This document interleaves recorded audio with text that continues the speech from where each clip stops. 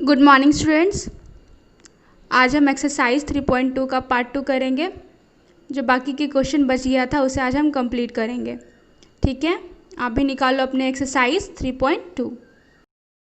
Exercise 3.2 5 तक हमने complete कर लिया था, आज हम 6 करेंगे।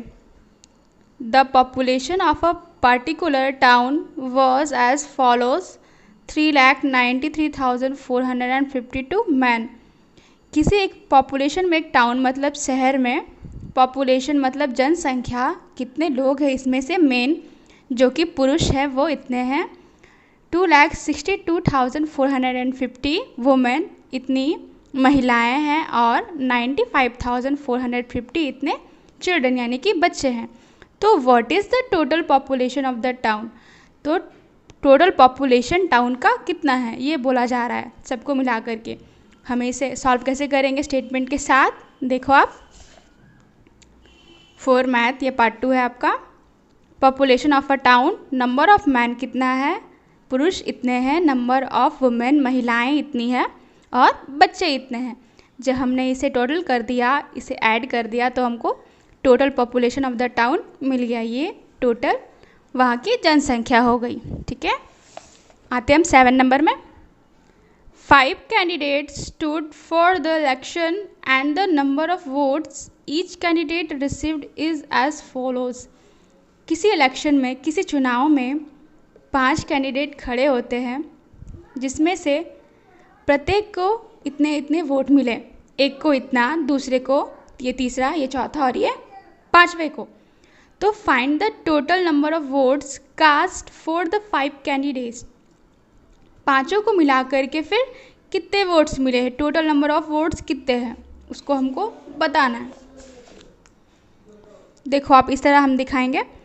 Number of votes of the 5 candidate are. देखो फर्स्ट कैंडिडेट को इतना मिला था, सेकंड को इतना, थर्ड, फोर्थ एंड फिफ्थ। जब हम सभी को प्लस कर देंगे तो टोटल नंबर ऑफ वोट्स कितने हो जाएंगे, इतने। मतलब उस इलेक्शन में लोगों के द्वारा वोट किया गया पांचों को, उन सबको मिला करके इतना वोटिंग हुआ था उस इलेक्शन में। चलो हम आगे बढ़ते हैं क्वेश्चन नंबर 8 में।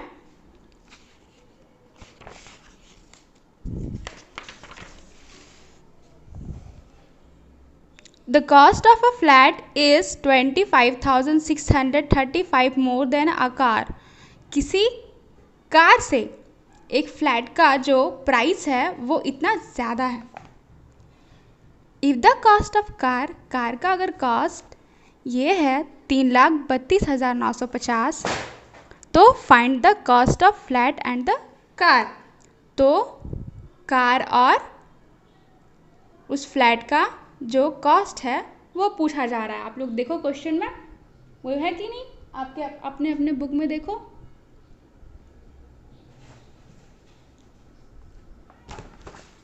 हम इसे कैसे सॉल्व करेंगे, देखो आप। कॉस्ट ऑफ अ शॉप,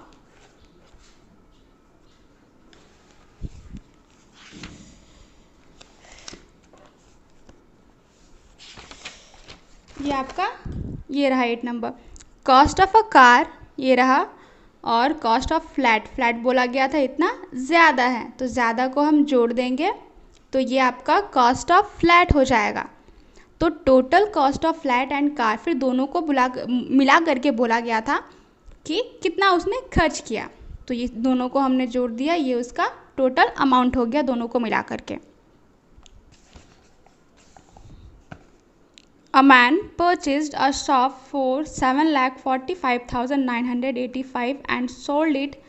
किसी शॉप को एक इंसान, कोई आदमी एक शॉप को, एक दुकान को इतने में खरीदता है और उसे बेचता है 2,20,450 ज़्यादा दाम में।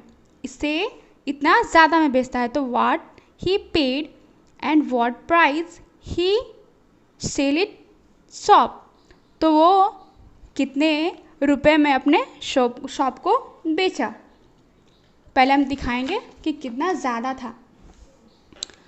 देखो cost of a shop at the time of purchase, जब उसने परचेज किया तो ये शॉप का इतना था। सोल्ड इट, इतना, मोर price of purchase amount, purchase amount से इतना ज़्यादा उसने बेचा, तो price he sold it shop तो कितना रुपए में उसने बेचा, इसमें हम इसको प्लस कर देंगे, तो इतने रुपए में उसने अपने शॉप को बेचा, इतना उसको प्रॉफिट हुआ बेचने पर। आ गया हम लोग लास्ट क्वेश्चन में आते हैं 10 number. In a godown there are 3,82,445 bags of wheat. Godown मतलब होता है आपका जहाँ पे बहुत सारा सामान रखा हो, जिसको गोदाम आप लोग बोलते हो वही है। इतना बैग्स ऑफ राइस, ये 2,63,490 बैग किसका है, राइस का, बोरी है आपका, राइस मतलब चावल का। और 1,18,250 बैग्स ऑफ शुगर, इतना चीनी का है। तो what is the total number of bags in the godown, तो गोदाम में तीनों को मिला करके कितने बैग हैं। देखो आप, इन a godown bags of wheat इतना है, बैग्स ऑफ राइस और बैग्स ऑफ शुगर, तीनों को हमने जोड़ दिया तो टोटल नंबर ऑफ बैग्स आ गया गोडाउन में। ओके, आप इसे कंप्लीट कर लेना पूरा एक्सरसाइज को। ये एक्सरसाइज आज आपका ख़त्म हो गया है। नेक्स्ट क्लास में हम एक्सरसाइज आगे शुरू करेंगे। Okay, bye.